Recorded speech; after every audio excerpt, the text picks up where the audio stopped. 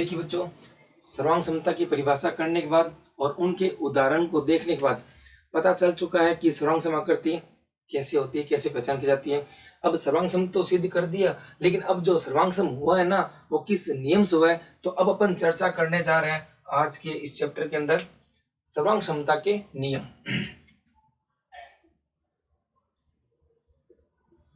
सर्वांग समता के नियम।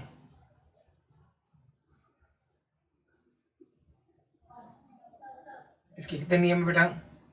इसके नियम है नंबर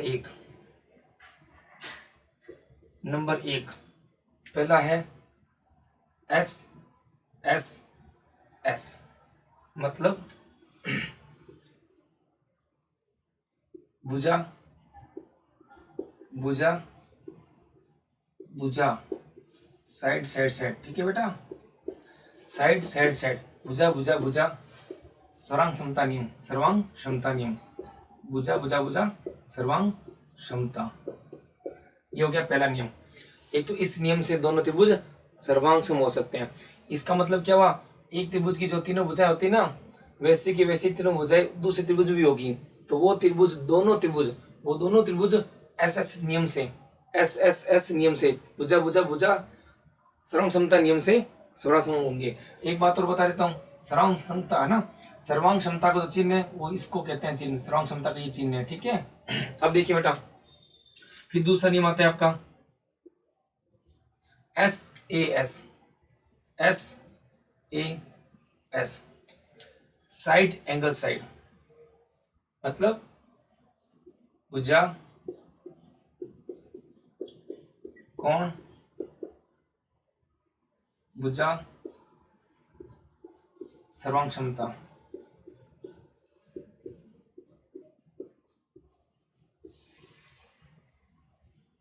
ठीक है, ये हो गया सर्वांग क्षमता का दूसरा नियम।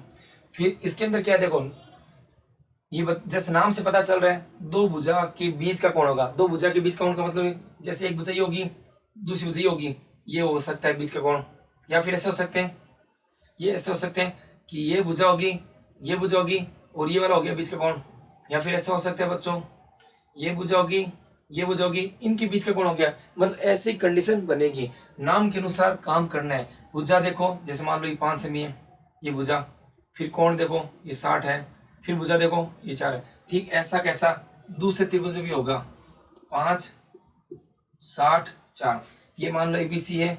मैं एक बार ऐसे ही समझा रहा हूँ, लेकिन अपन नियम के बारे में केवल जानकारी ले रहे हैं कि कौन कौन से नियम होते हैं। फिर एक एक नियम को पूरा डिस्क्राइब करेंगे, पूरे नियम का वर्णन करेंगे, परिभाषा सहित, उदाहरण सहित, उससे मिलते जुलते सवाल फिर लेंगे, ठीक है बेटा, ताकि किसी भी प्रकार से अपने सामने कोई समस्या क्रिएट ही ना हो।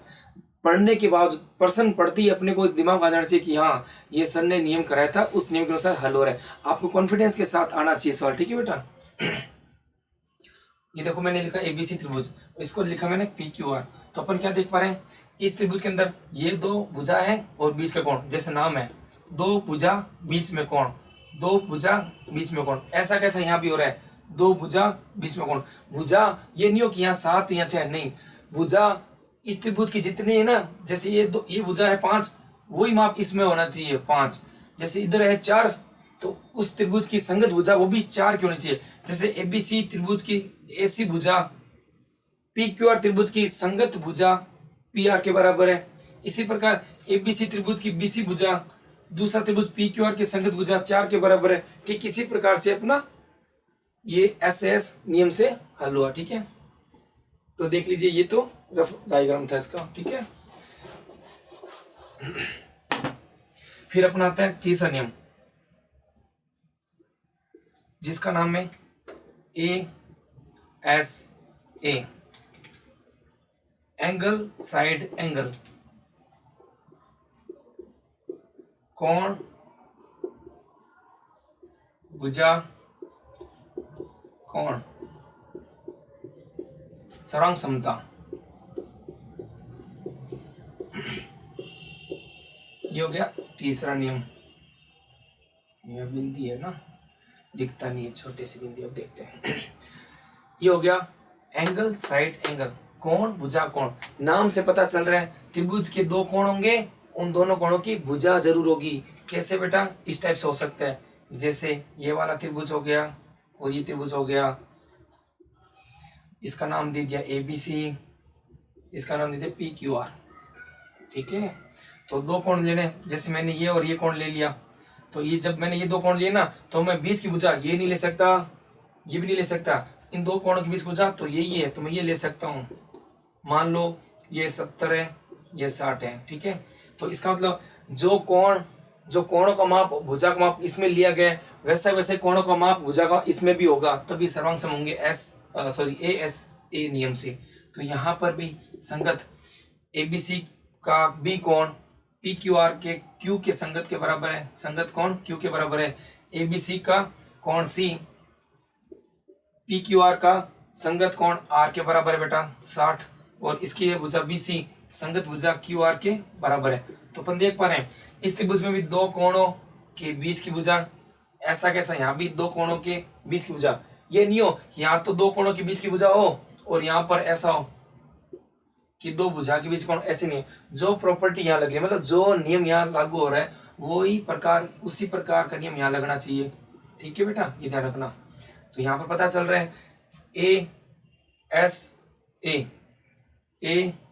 ASA नाम के अनुसार A फिर S फिर A, मतलब कोण देखो भुजा देखो फिर कोण देखो, तो कोण देखा भुजा देखा फिर कोण देखा, इधर भी ऐसा हो रहा है, कोण देखा भुजा देखा कोण देखा। आप ऐसे भी देख सकते हो, नहीं तो आप ऐसे देख सकते हो, दो कोण देखने हैं और उसके बीच की भुजा देखनी है। तो यहाँ पर दिखाई दे रहा है ये दो कोण ये बीच की भुजा, ऐसा यहाँ भी हो रहा है ये दो कोण बीच की भुजा। तो इस प्रकार से दोनों सर्वांग सम है ASA नियम से। ये हो गया शॉर्ट तरीके से एक बार समझा दिया, बाकी विस्तार करेंगे आगे एक एक रूल वाइज। ठीक है बेटा, आगे देखिए नंबर 4 वेरी इंपॉर्टेंट, RHS मतलब right angle hypotenuse other side.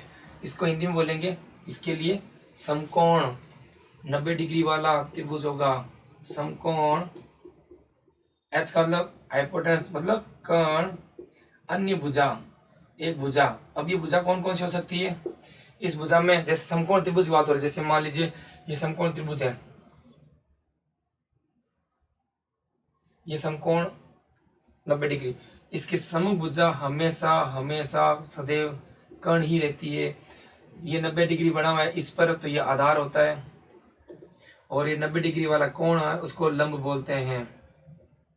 ठीक है बेटा, लंब बोलते हैं। तो अपन देखते हैं दो शर्तें फिक्स होनी चाहिए, एक तो समकोण होना ही चाहिए और इसके अंदर कर्ण भी होना चाहिए। तो अपन देख पा रहे हैं कर्ण ये होना चाहिए, मतलब ये वाली भुजा देखनी है, और समकोण ये 90 डिग्री का होना चाहिए, ये भी होना चाहिए। ठीक है बेटा, और भुजा, अब देखो पीछे दो भुजा बच गई, एक तो लंब वाली भुजा बच गई और एक आधार वाली भुजा बच गई। तो क्या हो सकते हैं, हो सकते हैं कि जैसे मान लो ये मैंने कर्ण 5 दे दिया, ठीक है ना, तो और दूसरा वाला त्रिभुज लिया मैंने ऐसे, ये देखो दूसरा त्रिभुज ले लिया, इसका नाम रख देता हूँ मैं ABC, ये हो गया ABC, इसका नाम रख देता हूँ मैं PQR।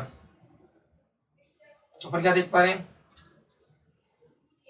ये देख पा रहे हैं कि कर्ण कर्ण बराबर, मतलब इसके अंदर भी कर्ण आ रहा है B, और इसके अंदर सॉरी इसके अंदर पहले क्या देखना, देखो समकोण, इसके अंदर समकोण आ रहा है B, 90 डिग्री वाला B आ रहा है, वो ऐसा कैसा संगत कोण Q, ये भी समकोण है 90 डिग्री, जैसा नाम है वैसा काम। 90 डिग्री वाला देखो, ये देखो 90 B, इधर 90 Q लिख दिया। फिर दूसरा क्या, अगर कर्ण देखो, ये कर्ण 5, इधर भी कर्ण 5, मतलब इस AC का संगत त्रिभुज के अंदर संगत कर्ण है 5 PR। तो यहाँ हो गया AC, ये हो गया PR, ये हो गया आपका 5 सेंटीमीटर। ठीक है ना, समकोण कर्ण, ठीक है ना, ये हो गया समकोण, ये हो गया कर्ण। फिर क्या दे रखे बेटा, भुजा, फिर देख भुजा। अब देखो पीछे दो भुजा बची, एक तो बच गई लंब वाली और एक बच गई आधार वाली। तो आप चित्र को देख के पता करो कि कौन सी भुजा लेनी है, किसका माप दिया वो वाली भुजा लेनी है। इस चित्र के अंदर आधार में कुछ नहीं दिया, मतलब ये वाली भुजा नहीं ले सकते। कहाँ पर दे रखे हैं, कर्ण और समकोण के अलावा देखना है, आधार में कुछ नहीं दिया। कहाँ दे रखे हैं, लंब, इस लंब में भी 4 है और इस लंब में भी 4 है। तो इसका मतलब यहाँ पर क्या लेंगे, लंब बराबर लंब, AB बराबर PQ बराबर 4। तो देख पा रहे हैं यहाँ पर RHS नियम लागू हो रहा है, RHS, R मतलब राइट एंगल 90 डिग्री, हाइपोटेनस कर्ण, और साइड, साइड का मतलब हो गया कोई एक भुजा दोनों में से, या तो लंब बराबर लंब होगा। इस चित्र के अंदर देखो 4 4 दे रखा है तो इस लंब हुआ। मान लीजिए अगर 4 यहाँ नहीं होता, ये यहाँ होता 4 और 4। अब देखो अब लंब बराबर लंब नहीं होगा, अब आपका हो जाएगा आधार बराबर आधार। अब आपको लिखना पड़ेगा आधार बराबर आधार, BC बराबर RQ। इस तरह से बेटा पहचान की जाती है नाम के अनुसार। ओके, नाम के अनुसार ही करना है। 90 देखो, 90 डिग्री वाला कोण देखो, कर्ण देखो, और कोई अन्य भुजा, या तो लंब के बराबर लंब देखना है जो चित्र में दिया है उसे देखना है, या फिर आधार बराबर आधार। जैसे अपन क्या देख पा रहे हैं, यहाँ आधार आधार है, आधार से आधार देखेंगे, ठीक है, तभी जा करके वो त्रिभुज RHS नियम से सर्वांग होगा। ठीक है बेटा। फिर आ गया आपका 5वां नियम, जिसका नाम है इसके अंदर लिख देता हूं पहले क्या क्या देखते हैं। एक तो होता है एक समकोण, फिर समकोण के साथ क्या देखते हैं, कर्ण। ये दो फिक्स है बेटा RHS नियम में, समकोण के साथ हमेशा कर्ण ही देखेंगे। और जहां पर मान लीजिए किसी त्रिभुज ऐसा हो गया 90 आ गया, आधार आ गया, लंबा कर्ण नहीं दिया, तो RHS नियम लागू नहीं होगा। RHS नियम के अंदर ये बोल रहा है 90 के साथ कर्ण देखना है, ये ध्यान रखना, ठीक है। तो कर्ण होना जरूरी है, कर्ण नहीं है तो RHS नियम नहीं लागू होगा। समकोण कर्ण, फिर अन्य भुजा, अन्य भुजा में कौन आ गया, अन्य भुजा में आ गया आधार बराबर आधार, या फिर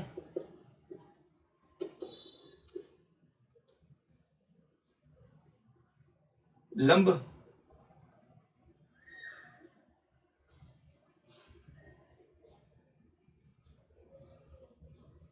लंब बराबर लंब, ठीक है, ये हो गया अपना। फिर 5वां नियम बेटा AAS, AAS angle, angle angle side, मतलब कोण कोण भुजा, कोण कोण भुजा, सर्वांग समता।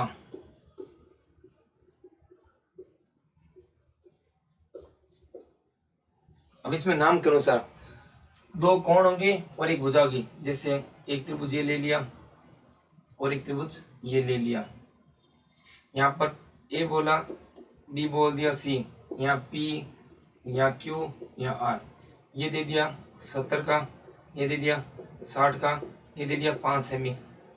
ये वाला कोण 70 डिग्री का, ये वाला कोण 60 का, थोड़ा ऐसा होगा, समकोण की जैसे हो गया था। ये वाला 70 डिग्री का, ये हो गया 60 डिग्री का, और ये हो गया आपका 5 सेंटीमीटर का।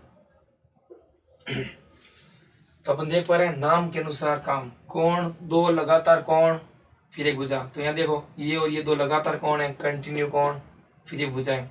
अब भुजा ये नहीं हो, यहाँ आ गया, ये भुजा यहाँ से यहाँ आ गया, तो ये बोल सकते हो क्या कि सर यहाँ पर देखो दो लगातार कोण, मतलब दो कोण भुजा आ रही है, सर AAS लागू हो रहा है? नहीं हो रहा बेटा। नाम के अनुसार दो लगातार कोण और ठीक बाद वाली भुजा, तो यहाँ दो लगातार कोण ठीक बाद वाली भुजा ये आती है, ना कि ये। इसने तो किया कोण कोण भुजा भुजा, फिर ये नियम हो गया, तो यहाँ दो कोण हो गए, इसने भुजा छोड़ दी, भुजा ये दे दी, तो ऐसे नहीं होगा, ठीक है। दो लगा नाम के अनुसार कोण, फिर अगला कोण, उसके अगले भुजा, तो यहाँ कोण, अगला कोण, फिर ये भुजा, ऐसा होना चाहिए। यहाँ पर भुजा लिखा गया है, यहाँ लिखा गया तो नहीं होगा, यहाँ होना जरूरी है, ठीक है। इस तरह से पहचान होगी। तो देखो बेटा आज की वीडियो में, आज की क्लास में अपन ने क्या क्या सीखा, त्रिभुजों के बारे में देख लिया, त्रिभुज के अंग कौन से ही देखा, और अपन देखा कि सर्वांग समता होते क्या है, उदाहरण से ही देखा, उसको पहचाना भी, ठीक है ना। सर्वांग समता की परिभाषा देखी, दो शब्द थे, एक तो आकार और एक माप, इन दोनों से पहचान करना था, ठीक है। और उसके बाद अपन ने ये और देखा नियम, जो सर्वांग सम हो रहे हैं वो किस नियम से हो रहे हैं, उन नियमों पर अपन ने एक कितना शॉर्ट टाइप से, वेरी शॉर्ट टाइप से चर्चा कर ली थी। अब नेक्स्ट जब मिलेंगे अगली वीडियो में, अगली क्लास में, तो उस अगली क्लास में इन्हीं विषयों पर, मतलब इसी नियम पर पूरे विस्तार से चर्चा करेंगे, उदाहरण के साथ, इनकी परिभाषा के साथ, और किस टाइप के प्रश्न है आपके 7.1, 7.2, 7.3 में, वो भी डिस्कस करेंगे। ठीक है बच्चों, अगर आपको मेरी क्लास अच्छी लगी, मेरा पढ़ाया को समझ में आया, तो लाइक करना, कमेंट करना, शेयर भी करना, और अपने साथी सहपाठियों को भी क्लास के बारे में बताना। ठीक है, जब तक के लिए धन्यवाद, मिलते हैं नेक्स्ट वीडियो में।